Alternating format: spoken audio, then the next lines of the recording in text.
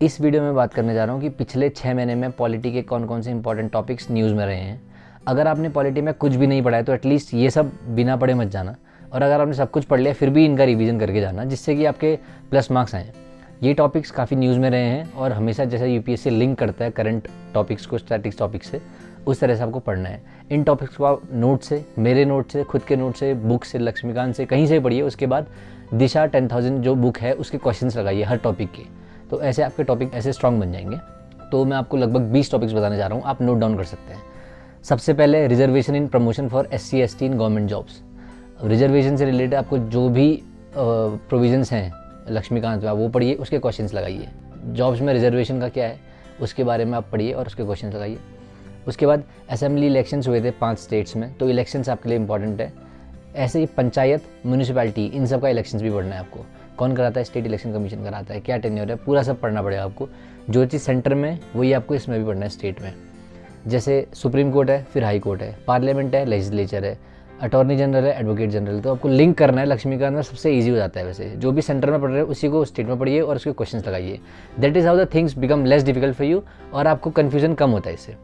उसके बाद है डिलिमिटेशन कमीशन 1952। इससे रिलेटेड कुछ चीज़ आप गूगल करिए क्या है वो, मैं बताऊंगा तो फिर आप पढ़ेंगे नहीं, क्योंकि CDS 1 2020 में एग्जाम में आया था कि डिलिमिटेशन कमीशन 1952 का रिलेशन क्या है।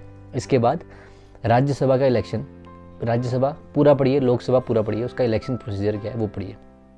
इलेक्शन कमीशन और उसके पूरे क्वालिफिकेशन, टेन्योर, रिमूवल, इम्पीचमेंट जो भी है वो।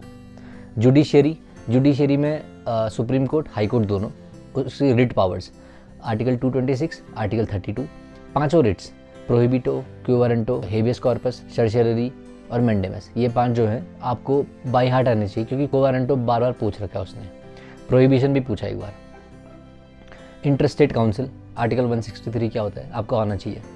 प्रेसिडेंट इलेक्शन इन इंडिया, आज ही इलेक्शन था, आपको पता होना चाहिए कि प्रेसिडेंशियल इलेक्शन होते कैसे हैं, प्रोपोर्शनल रिप्रेजेंटेशन होता है या फिर प्लूरलिटी सिस्टम है, इलेक्शन होते कैसे हैं प्रेसिडेंट के इंडिया में, तो ये आपको बाय हार्ट होना चाहिए। इस पे क्वेश्चन बनने के चांसेस बहुत ज़्यादा इस बार हैं। इसके बाद United Nation Human Rights Commission, उसके बाद right to freedom of religion और right to worship in public places, आपको इसके बारे में पूरा आना चाहिए। इसीलिए लक्ष्मीकांत, और उसके बाद further the same procedure with the Disha 10,000 book. उसके अलावा नेशनल इमरजेंसी नॉर्थ कोरिया में हुई है, नेशनल इमरजेंसी, तो आपको इंडिया का पता होना चाहिए नेशनल इमरजेंसी का।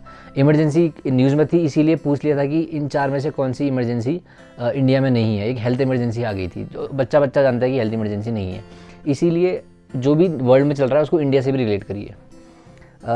ये आपके टॉपिक्स बहुत न्यूज़ में 6 महीने से ये टॉपिक्स मेन में थे। इसके बाद मैं आपको बताऊँगा यूपीएससी के जो पेट टॉपिक्स हैं, जो हमेशा पूछते रहता है, वो टॉपिक्स कौन से हैं। नंबर 1 अटॉर्नी जनरल, क्योंकि हमेशा अटॉर्नी जनरल रिप्रेजेंट करता है गवर्नमेंट ऑफ इंडिया को, ऐसे ही एडवोकेट जनरल करता है हर स्टेट को, तो ये दोनों पढ़ लीजिए साइमल्टेनियसली, एक के बाद एक, फिर दिशा। उसके बाद फंडामेंटल ड्यूटीज़, फंडामेंटल राइट्स और DPS, directive principles of state policies, ये तीनों को लिंक करके पढ़िए, इनसे क्वेश्चन आते ही हैं। उसके अलावा पार्लियामेंट और स्टेट लेजिस्लेचर और उनके क्वेश्चन लगाइए। रिट्स 5, गवर्नर, प्रेसिडेंट और चीफ मिनिस्टर, इन तीनों को पढ़िए। Anti defection 52nd amendment act, anti defection में एक केस है की हो तो Hollohan, which says speaker of a Lok Sabha is not the final authority to decide whether a person has really defected or not, so court is the appellate authority, ऐसा बोला गया। तो ये केस इंपॉर्टेंट है, की हो तो होलोहन, ये NCERT में दिया हुआ है, कहीं और नहीं मिलेगा आपको। स्पीकर ऑफ लोकसभा, एक क्वेश्चन यहाँ से आता है। उसके अलावा है article 371 A to G, Nagaland, Assam, Manipur, जो ये सब है, आंध्र प्रदेश वगैरह, कर्नाटका, गोवा, ये सब आपको लाइन वाइज आना चाहिए, क्योंकि एक नया क्वेश्चन यहाँ से आ जाता है हमेशा, इसलिए आप पढ़ के जाइए और लिंक करिए। मैंने आपको बता रखा है जैसे सेंटर को स्टेट से, और जो भी टॉपिक आप पढ़ रहे हैं टॉपिक पढ़ो और उसके क्वेश्चंस लगाओ तुरंत।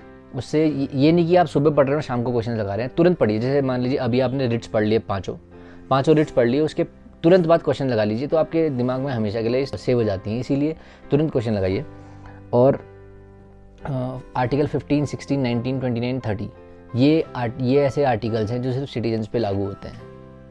तो ऐसे क्वेश्चंस आते हैं कि इनमें से कौन सा आर्टिकल फॉरेनर्स पे नहीं लागू होता, या ये क्वेश्चन बार बार आ चुके हैं, इस पर भी अपनी पकड़ बनाइए 5 आर्टिकल्स पे। तो ये टॉपिक्स इंपॉर्टेंट थे। ऐसे ही मैं फिजिक्स, हिस्ट्री, बायोलॉजी और ज्योग्राफी, इकोलॉजी, इन पे भी रेगुलरली लाऊंगा क्वेश्चंस, या फिर जो मेन इंपॉर्टेंट टॉपिक्स हैं इन पे मैं एक वीडियो बनाऊंगा शॉर्टली। तो ये पॉलिटी के हैं। अगर आपको इससे इंपॉर्टेंट कुछ और भी लगता है जो शायद मैंने मिस कर दिया हो, because to err is human to forgive divine, तो आप नीचे कमेंट कर सकते हैं। I hope this video helps you. All the very best. जय हिंद।